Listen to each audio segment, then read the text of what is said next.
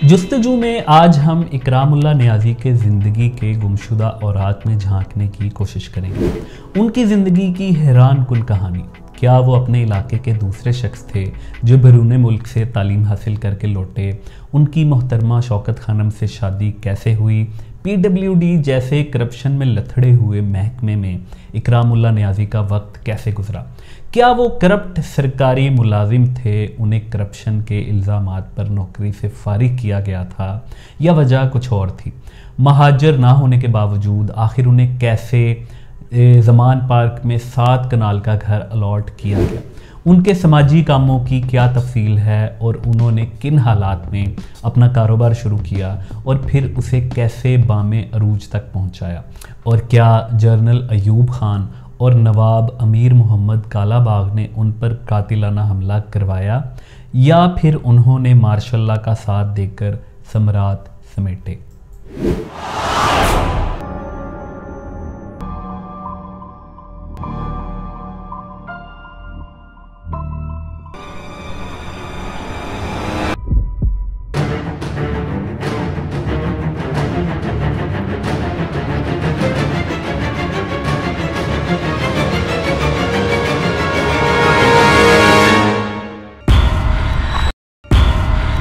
इमरान खान 2011 में शाया होने वाली अपनी सवाने हयात मैं और मेरा पाकिस्तान में लिखते हैं, 1948 में मेरे वालिद इंपीरियल कॉलेज लंदन से आला तालीम के बाद वापस आए।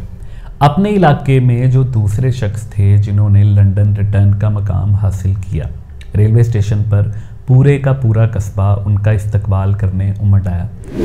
यहाँ पर भी इमरान खान ने मालूम नहीं क्यों अपने वालिद को लेकर द्रोह गोई से काम लिया, या हम ये भी कयास कर सकते हैं कि इन्हें मालूम नहीं होगा या उनकी मालूमात में कोई कमी रह गई होगी, क्योंकि ज़िला मियांवाली में कई नियाज़ी इससे कबल बैरून मुल्क और लंदन भी तालीम हासिल करने जा चुके थे। मलिक अमीर मोहम्मद खान नवाब ऑफ कालाबाग इससे कबल ऑक्सफोर्ड से तालीम हासिल कर चुके थे। ईसा खेल से ताल्लुक़ रखने वाले ऑनररी लेफ्टिनेंट बहादुर खान मोहम्मद सैफुल्लाह खान और खान बहादुर ग़ुलाम कादिर खान नियाज़ी ऑफ ईसा खेल और कई दीगर लोग बैरून मुल्क से तालीम हासिल कर चुके थे। नियाज़ियों में आखिर बैरून मुल्क से तालीम हासिल करना क्यों इतनी मामूली बात थी? तो इसका जवाब ये है कि नियाज़ियों की मौजूदा तारीख़ शेरशाह सूरी के जर्नैलों ईसा खान नियाज़ी और हैबत खान नियाज़ी से शुरू होती है। फिर सिखों के साथ उनकी जंगें, अंग्रेज़ों के आने के बाद अपनी तलवारें उनको सौंप देने और उनसे मरात हासिल करने के बाद नियाज़ी इस इलाके के उमरा में शामिल हो गए और फिर उनके घराने के लोग बैरून मुल्क ख़ास तौर पर लंदन तालीम हासिल करने अक्सर जाया करते थे, क्योंकि हुकूमत भी गौरों की थी और नियाज़ी उनके वफ़ादार भी थे, अमीर भी थे, पैसे भी थे, इसलिए लंदन उनके लिए एक दूसरा घर हुआ करता था। इमरान खान शायद ये लिखना चाहते थे कि उनके ख़ानदान में लंदन से तालीम हासिल करने वाले इकरामुल्लाह नियाज़ी दूसरे शख्स थे, मगर वो इलाका लिख गए। ज़िला मियांवाली के अमीर ख़ानदानों का दहाइयों से ये तरीक़ रहा है कि उनके बच्चे बाहर से पढ़ें, यानी वहाँ पर एक स्टेटस सिंबल होता था कि बच्चा लंदन से पढ़ कर आया है। एक बच्चा ये फ़ौज में भेजा करते थे और एक बच्चा ज़मींदारा देखने के लिए रिज़र्व रखा करते थे। इसी तरीके पर इकरामुल्लाह नियाज़ी अपने ख़ानदान बल्कि शर्मन खेल कबीला के पहले शख्स थे जो स्कॉलरशिप पर बैरून मुल्क तालीम हासिल करने गए। उनके बारे में ये तासुर भी गलत है कि उनके वालिद डॉक्टर मोहम्मद अजीम खान नियाज़ी शर्मन खेल ने उन्हें मुआशी तौर पर सपोर्ट किया था। ऐसा बिल्कुल भी नहीं था और ना ही उनके वालिद मुआशी तौर पर ज़मीनें बेचे बगैर उन्हें तालीम हासिल करने के लिए बाहर भेजने के काबिल थे। इकरामुल्लाह नियाज़ी स्कॉलरशिप पर तालीम हासिल करने के लिए इंपीरियल कॉलेज लंदन गए। वो 1948 में पाकिस्तान पहुंचे और 1949 में उनकी शादी हो गई। इकरामुल्लाह नियाज़ी की इकलौती बहन की शादी पुलिस इंस्पेक्टर से हुई। उनकी तैनाती साहिवाल में थी। वहीं पर उनकी मुलाकात मोहतरमा शौकत खानम की बड़ी बहन मोहतरमा नईमा खानम से हुई। इन्हीं दो ख़वातीन के माबैन बात चली, जिस पर बादशाह ख़ानदान के बड़ों ने मोहरे तस्दीक सब्त कर दी और इस तरह नवंबर 1949 को ये शादी सरअंजाम पाई। मियांवाली के मोतबर ज़राए पसंद की शादी और फिर इकरामुल्लाह नियाज़ी और उनके वालिद में नाराज़गी की बात भी बताते हैं। मगर ना ये हमारा टॉपिक है और ना ही इस तरह की तफसीलात में जाना मुनासिब मालूम होता है। इमरान खान अपनी किताब ऑल राउंड व्यू में अपने वालिद इकरामुल्लाह नियाज़ी के हवाले से लिखते हैं कि बतौर तालिब इल्म मेरे वालिद ने आज़ादी की जंग में फ़ाल किरदार अदा किया। उन्होंने 1947 की जंग आज़ादी को देखा। इमरान खान एक बार फिर अपने ख़ानदान की बड़ाई बयान करने की कोशिश में डंडी मार गए। उनके वालिद 1946 में लंदन स्कॉलरशिप पर इंजीनियरिंग की पढ़ाई करने के लिए गए थे और उनकी वापसी 1948 में हुई। जब वो बरतानिया गए तो वो मुत्तहिदा हिंदुस्तान के रिहायशी थे। उनकी वतन से गैर हाज़िरी के दौरान ही मुल्क के 2 टुकड़े हो चुके थे और उनका रिहायशी आबाई इलाका यानी मियाँ वाली पाकिस्तान में शामिल हो चुका था। अब ये मालूम नहीं कि जब वो पाकिस्तान में मौजूद ही नहीं थे तो उन्होंने 1947 की जंग आज़ादी को अपनी आँखों से कैसे देख लिया। इसी तरह इमरान खान अपनी किताब मैं और मेरा पाकिस्तान में बताते हैं कि उनके वालिद ने 1938 में अल्लामा इकबाल के जनाजे में शिरकत की। यहाँ हमारे पास इसके सिवा कोई चारा नहीं कि हम ये यकीन कर लें कि 16 साल की उम्र में इकरामुल्लाह नियाज़ी ने शायर मशरिक़ की आखिरी रसूमात में शिरकत की होगी। इकरामुल्लाह नियाज़ी पाकिस्तान वापस आए तो पाकिस्तान पब्लिक वर्क्स डिपार्टमेंट यानी PWD में बतौर सिविल इंजीनियर उनकी नौकरी हो गई। उन पर अक्सर पाकिस्तान तहरीक इंसाफ और इमरान खान के मुखालिफिन ये इल्ज़ाम लगाते आए हैं कि वो करप्शन के इल्ज़ामात पर नौकरी से निकाले गए या फिर वो एक करप्ट सरकारी अफसर थे। इन सवालात का जवाब जानने से पहले हमें PWD महकमा के बारे में थोड़ा सा जानने की ज़रूरत है। ये महकमा पंजाब में तामीरात का ज़िम्मेदार था, यानी बड़ी बड़ी सरकारी इमारतें, गेस्ट हाउसेस वगैरह बनाना इसकी डोमेन में आता था। इकरामुल्लाह नियाज़ी ने 1949 से लेकर 1963 तक इस इदारे में तकरीबन 14 साल तक नौकरी की।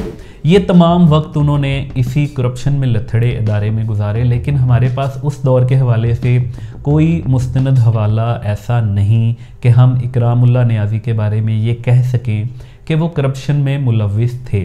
गुज़िश्ता किस्त में हमने बताया था कि जब इकरामुल्लाह नियाज़ी ने अपनी कंपनी शुरू की तो उनके पास दफ्तर का किराया देने के लिए इजाफी रकम तक न थी और उन्होंने एक PWD में अपने साबिका मातहत के गाड़ियों के शोरूम में दफ्तर बनाया था। हम हुस्न ज़न से काम लेते हुए इकरामुल्लाह नियाज़ी की बात को ही सच मान लें तो अगर उन्होंने करप्शन से पैसे इकट्ठे किए होते तो इन्हें नया कारोबार करने के लिए दफ्तर बनाने में कोई दुश्वारी ना होती। दूसरा इल्ज़ाम ये लगाया जाता है कि इकरामुल्लाह नियाज़ी को करप्शन की वजह से नौकरी से निकाला गया।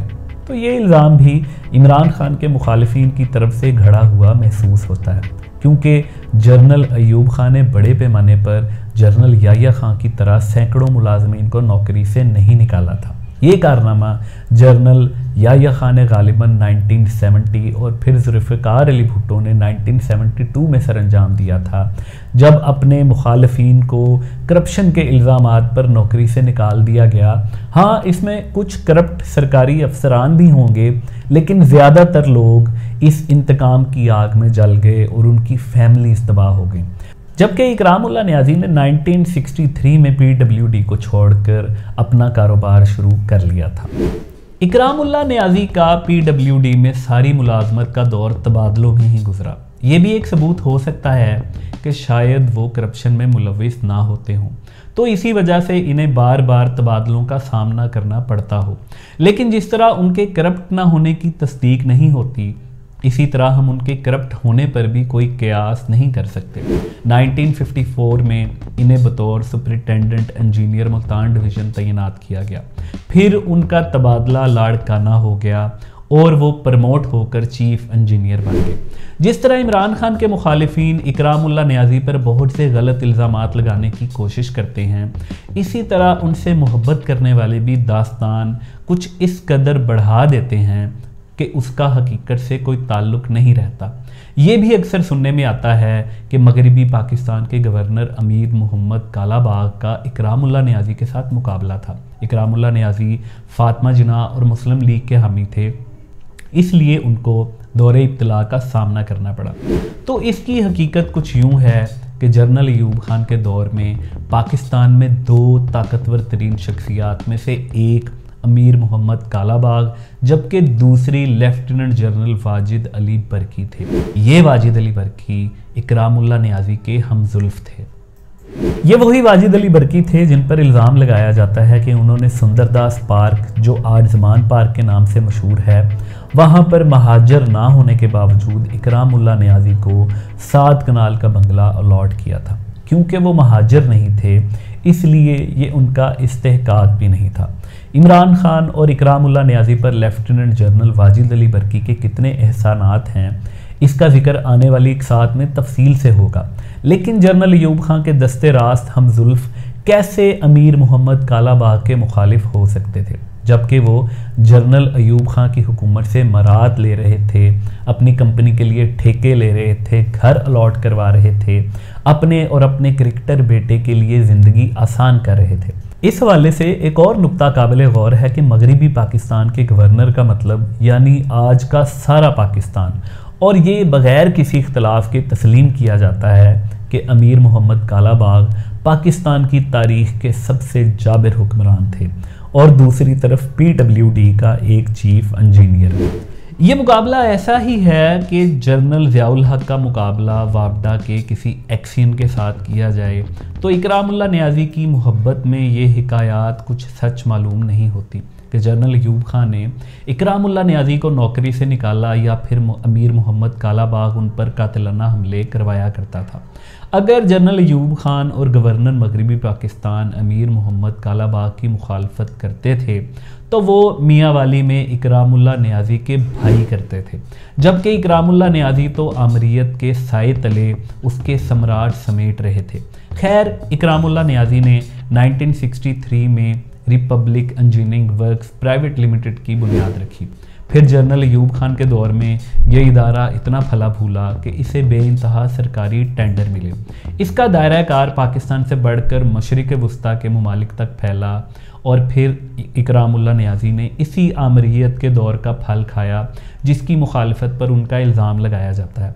लेकिन ये बात क्लियर करता चलूँ कि इकरामुल्लाह नियाज़ी पाकिस्तान के कोई बहुत अमीर तरीन शख्स नहीं बन गए थे, वो एक नॉर्मल दर्जे के कारोबारी शख्सियत थे। इमरान खान 1988 में शाया होने वाली अपनी सवाने हयात Imran Khan all round view में लिखते हैं, पाकिस्तान के एक आज़ाद मुस्लिम रियासत के तौर पर उभरने के बाद मेरे वालिद जैसे मुहिब्बे वतन पाकिस्तानी ब्यूरोक्रेट्स के उस नए तबके से काफ़ी परेशान हुआ करते थे जो नो आबादियाती निज़ाम की तकलीद करते थे, जिन्हें काला साहब भी कहा जाता था। काला साहब अंग्रेज़ों के तरीक़ों पर अमल करते और कई बार उन्हें इख्तियार कर लेते। मुझे याद है कैसे मेरे वालिद अक्सर लाहौर जिमखाना में उन वेटर्स की निशानदेही किया करते थे जो उनसे अंग्रेज़ी में बात किया करते थे। उन्हें यह भी अजीब लगता था जब पाकिस्तानी वालिदैन अपने बच्चों से इंग्लिश में बात किया करते थे, लेकिन उनके मुताबिक काला साहब की बदतरीन किस्म वो है जो पोलो खेलते और देखते थे। ऐसा लगता था जैसे वो लाहौर पोलो ग्राउंड की बजाय विंडसर कासल में खेल रहे हैं, और अगर कोई उर्दू में बोलता भी था तो अंग्रेज़ी लहजे में। लेकिन मालूम नहीं क्यों इमरान खान ने जो तजर्बात अपने वालिद के हवाले से शेयर किए, उनमें भी डंडी मारते हुए, उनको चोरी करते हुए 2011 में शाया होने वाली अपनी सवाने हयात मैं और मेरा पाकिस्तान में अपने खाते में डाल लिए। वो लिखते हैं, पाकिस्तानियों ने अंग्रेज़ बनने की रविश इख्तियार की, होटलों के बैरों समेत हर कोई अंग्रेज़ी बोलने लगा, अंग्रेज़ी सूट पहनने लगे, हम बच्चे अंग्रेज़ी फ़िल्में देखा करते थे, इख्तिताम हफ्ता पर ज़्यादा मुहज़्ज़ब लोग अंग्रेज़ी धुनों पर रक्स फरमाते, उनमें से बाज़ तो उर्दू भी अंग्रेज़ी लहजे में बोलते। ये सब ख्यालात जो 1988 में उनकी सवाने उम्री में उनके वालिद के नाम से छपे, इमरान खान ने अपनी 2011 में छपने वाली सवाने उम्री में इसे चोरी करते हुए अपने खाते में डाल लिया और अपने वालिद का जिक्र हरफे गलत की तरफ मिटा दिया। लेकिन इन दोनों किताबों में इमरान खान ने उन लोगों को बुरा समझा जो अंग्रेज़ों की नकाली करते हैं और अपनी ज़ुबान पर फ़ख्र नहीं करते, और आज वही इमरान खान लोगों की अंग्रेज़ी का मजाक उड़ाते हैं और साबित करते हैं कि वो बड़े अंग्रेज़ हैं, उनकी अंग्रेज़ी बहुत अच्छी है। इकरामुल्लाह नियाज़ी ने कारोबार किया, समाजी तंजीम बनाई। वो अपनी वालिदा शाकिरा अज़ीम के नाम पर मुस्तहिक बच्चों को स्कॉलरशिप दिया करते थे और आला तालीम में उनकी मदद किया करते थे। इमरान खान के वालिद ने अपनी ज़िंदगी ज़मान पार्क वाले उसी घर में गुजारी जो इन्हें उनके हमजुल्फ lieutenant general retired Wajid Ali Barki ने मतरूका वक्फ अमलाक से अलाट करवाया था। मगर वो नमाज बाकायदगी से अदा करते और अपने घर आने वाले इमरान खान के फैंस को जब भी देखते ये मशवरा ज़रूर देते कि ज़िंदगी में किसी अच्छे इंसान को रोल मॉडल बनाओ और मेरे बेटे जैसा हरगिज़ ना बनना। अपनी ज़िंदगी के आखिरी अयाम में वो अक्सर मियाँ वाली में अपने आबाई घर में जाया करते थे। वहाँ पर वो अजीम मंजिल में वक्त गुजारा करते थे, वही अजीम मंजिल जहाँ पर आज मुस्लिम लीग नून मियाँ वाली का दफ्तर कायम है और नवाज शरीफ, शहबाज शरीफ और हमजा शहबाज के बड़े बड़े बैनर्स आवेज़ा हैं। इमरान खान की कहानी जानने का सिलसिला जारी है। अगली एपिसोड में हम इमरान खान के ननियाल से तारुफ हासिल करने की कोशिश करेंगे। खान बहादुरों, जजों, कमिश्नरों, कौमी क्रिकेट टीम के मैनेजरों, कप्तानों और सिलेक्टरों के बरकी ख़ानदान की तारीख़ क्या है। मोहतरमा शौकत खानम, उनके वालिद और उनके दादा की दास्तान क्या है। क्रिकेट की दुनिया का हैरान कुन वाक़या जब मैच के दौरान मोहतरमा शौकत खानम के बहनोई जहांगीर खान की गेंद से एक चिड़िया की मौत हुई और उस चिड़िया को आज भी म्यूज़ियम में रखा गया है। दुनिया की तारीख का हैरान कुन ख़ानदान जहां पर 3 सगी बहनों के बेटे कौमी क्रिकेट टीम के कप्तान बने। जवानी में बालकनी से गिरकर जाँ बहक होने वाले बका जिलानी की फिल्मी कहानी, सुंदरदास पार्क कैसे ज़मान पार्क बना और सबसे बढ़कर क्या बरकी ख़ानदान और इमरान खान का कादियानियों से कोई ताल्लुक़ है या नहीं।